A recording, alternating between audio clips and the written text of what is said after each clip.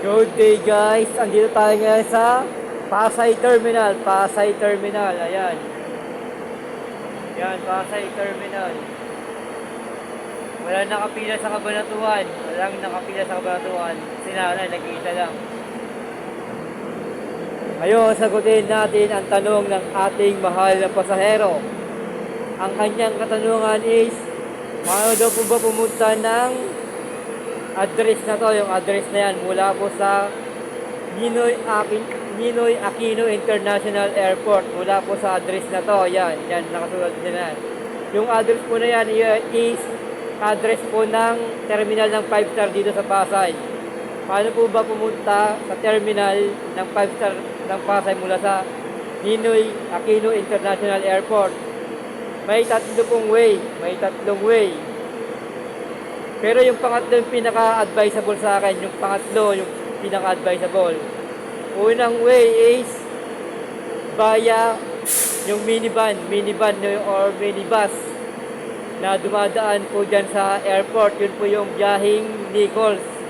Sakay po kayo ng biyaheng pag bumalik po kasi yun, biyaheng PITX na yon, yung biyaheng PITX na galing po dyan sa airport.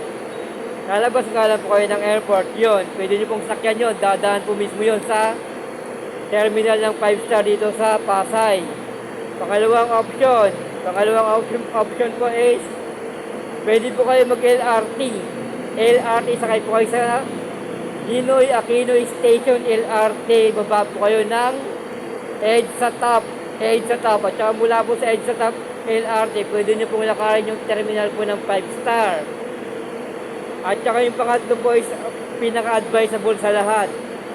Kasi basta gagaling po ng airport, manigurado madami pong dala yan, yung mga bagahe. Kaya pinaka-advisable po sa inyo is mag-book na lang po kayo ng Grab. Yun po yung pinakamaina, mag-book kayo ng Grab. Magkano lang po yun, nasa 120 lang, 120 pababa. Ganoon lang, wag na wag po kayong magtataksi sa airport. Wag po kayong magtataksi sa airport kasi napakamahal ng singilan ng taxi dyan sa airport. Ha? Mag-Grab na lang po kayo, mag-Grab o kaya Move It, Angkas, mga ganon. Gumamit kayo ng apps, mas mura, at nakikita mo pa yung talagang binabayaran mo, hindi gaya ng iba na taxi. Binibedro, pero pagbayaran na, singilan ka na napakamalaki.